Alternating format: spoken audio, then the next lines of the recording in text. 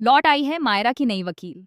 और उसके आते ही पूरे माहौल में एक अलग ही तनाव फैल गया है। कोर्ट के बाहर से लेकर पोदार फैमिली के घर तक हर जगह बस इसी नई एंट्री की चर्चा हो रही है।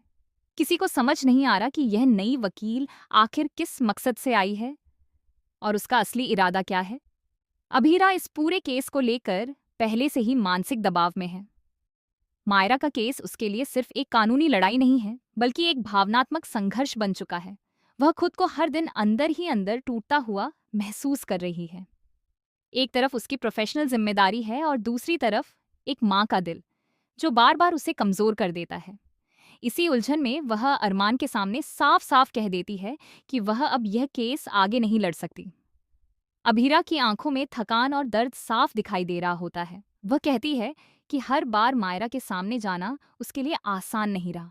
हर बार उसे ऐसा लगता है जैसे वह अपने ही दिल के टुकड़ों को किसी अजनबी के सामने रख रही हो। वह अरमान से कहती है कि तुम इस केस को संभाल लो, तुम इसे जीतो, ताकि मायरा जल्दी से जल्दी घर लौट सके। दादी सा पहले से ही उसके इंतजार में है और हर दिन उनकी उम्मीदें बढ़ती जा रही हैं। अरमान उसे बहुत ध्यान से सुनता है।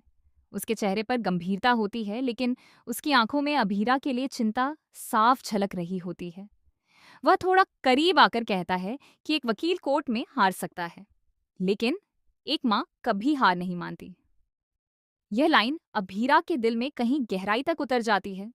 वह आगे कहता है कि तुम पहले एक माँ हो, बाद में वकील। मायरा ने इतने सालों बाद तुम पर भरोसा किया है और यह भरोसा तुम्हें किसी भी हालत में टूटने नहीं देना चाहिए। अभीरा चुप हो जाती है। उसके अंदर एक तूफान चल रहा होता है। वह जानती है कि अरमान गलत नहीं कह रहा, लेकिन उसके दिल की कमजोरी उसे हर बार पीछे खींच लेती है। अरमान उसे समझाते हुए कहता है कि अगर तुम ये केस जीतती हो तो सिर्फ केस नहीं जीतोगी, बल्कि मायरा का दिल भी जीत लोगी, और शायद यही रिश्ता हमेशा के लिए तुम्हें उससे जोड़ देगा।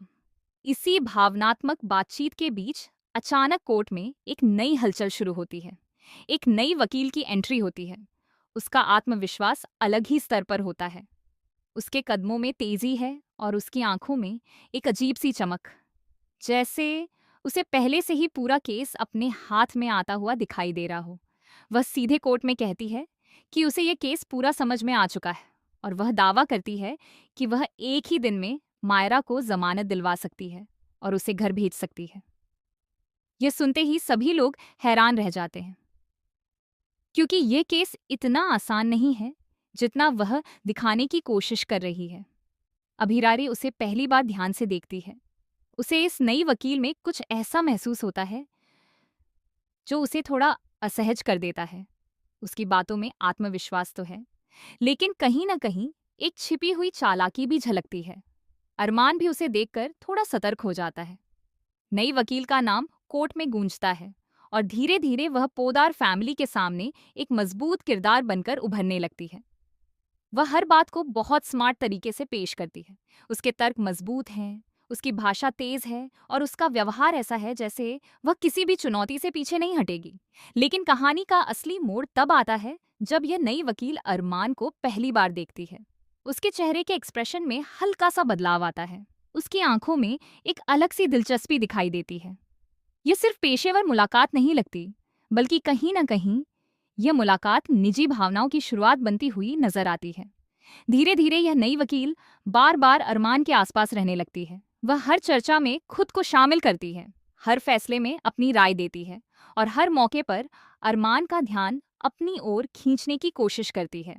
अरमान शुरुआत में इसे सिर्फ प्रोफेशनल समझकर नजरअंदाज करता है, लेकिन धीरे धीरे उसे भी यह महसूस होने लगता है कि कुछ तो असामान्य है। अभीरा ये सब देखती है, लेकिन शुरुआत में वह इसे ज्यादा गंभीरता से नहीं लेती। उसे लगता है कि यह सिर्फ एक नई वकील की मेहनत है, लेकिन समय के साथ उसे भी यह महसूस होने लगता है कि यह सिर्फ केस तक सीमित नहीं है। कहीं ना कहीं बात अरमान तक पहुंच चुकी है। नई वकील का आत्मविश्वास अब थोड़ा और बढ़ जाता है। वह खुले तौर पर अरमान के करीब आने की कोशिश करने लगती है। कभी केस की फाइल के बहाने, कभी कोर्ट की रणनीति के बहाने और कभी अचानक मिलने वाले सुझावों के बहाने वह लगातार अरमान के संपर्क में रहती है। अरमान अब थोड़ा असहज महसूस करने लगता है, लेकिन वह इसे पूरी तरह से रोक भी नहीं पाता, क्योंकि केस की गंभीरता अभी खत्म नहीं हुई है। मायरा का भविष्य दांव पर है और हर कोई सिर्फ एक ही चीज चाहता है कि वह किसी तरह से सुरक्षित बाहर आ जाए।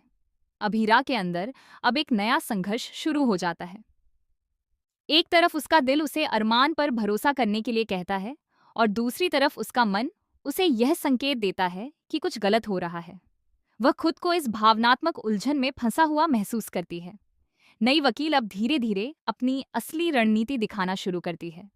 वह केस को अपने तरीके से मोड़ने की कोशिश करती है। वह ऐसे तर्क पेश करती है जो पहले किसी ने नहीं सोचे होते। लेकिन इन सबके बीच उसका ध्यान बार बार अरमान की तरफ ही जाता है। एक दिन कोर्ट के बाहर एक ऐसा सीन आता है जो पूरी कहानी बदल देता है। नई वकील अरमान के बहुत करीब आकर उससे बात करती है और उसकी आंखों में देखकर कहती है कि वह उसके साथ काम करके बहुत अच्छा महसूस कर रही है। उसकी यह बात अभीरा दूर खड़ी सुन लेती है। अभीरा के चेहरे पर एक हल्का सा दर्द उभर आता है